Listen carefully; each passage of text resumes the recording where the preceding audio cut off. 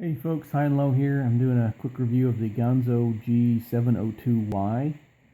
Now this is a knife that's purportedly a copy of the Blackhawk Hornet II. And there's definitely there's a lot of similarities, let's say that. But it's not, I don't think it's a direct copy.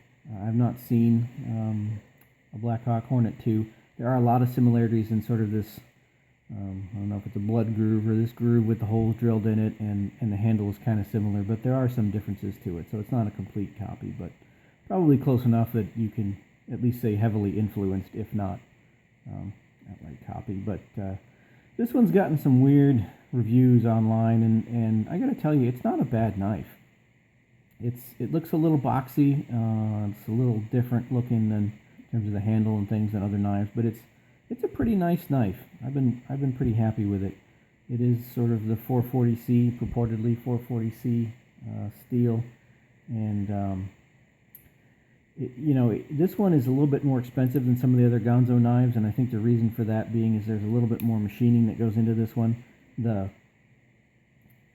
liners are actually embedded; they're inset into the scales, G10 scales there, so a little bit more machining, a little bit more effort on their part, but it actually ends up giving you a little bit slimmer profile, and it has sort of a weird boxy look to it, I'll give you that, but the ergonomics are actually really good. I was surprised, when you hold on to this knife, the grip is great, the ergonomics are pretty good on it. It's got no jimping on the blade, but some jimping on the G10 scales, which actually provide you quite a bit of little thumb grip on the sides there.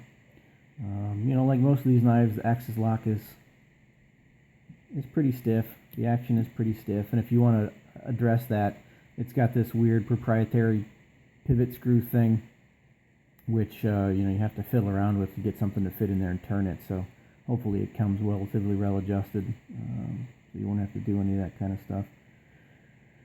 It's got Teflon washers in there, so that it's not the bronze phosphor ones that have come out with some of the Ganzos.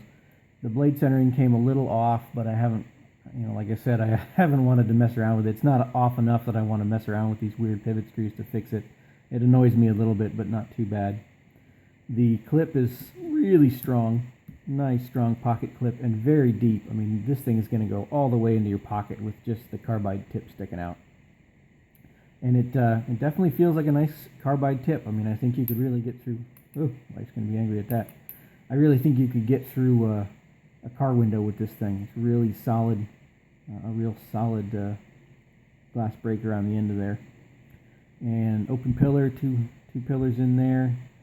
And the knife, the blade shape itself, I'm not super crazy about. It kind of just looks a little.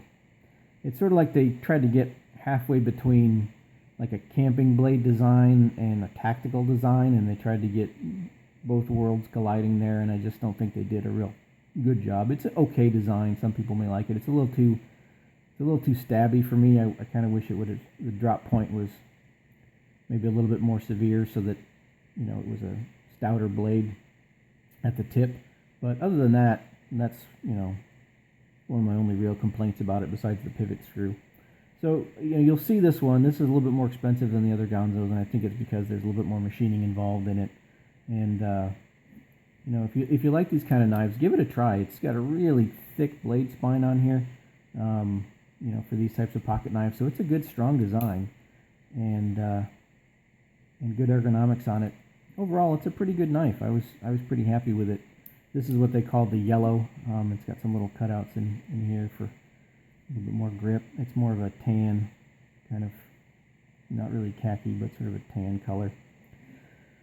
All in all, Ganzo 702, if you like these kind of Chinese knives, definitely give it a shot. It's a little bit more expensive than the other knives, so I'd wait for a low price to come down.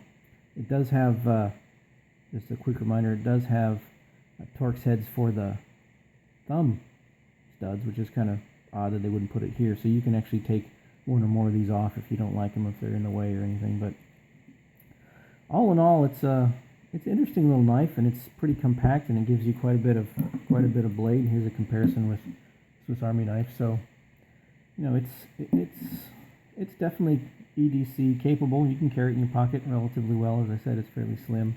And interesting knife design. They bill it as an outdoor camping knife. I'm not really sure about that, but just because it looks a little boxy, don't be fooled. It's still actually pretty comfortable to hold, and it's got pretty good ergonomics on it for working with it. So give it a shot if you see it on sale somewhere, and give it a try. Thanks. And as always, if you have comments, let me know.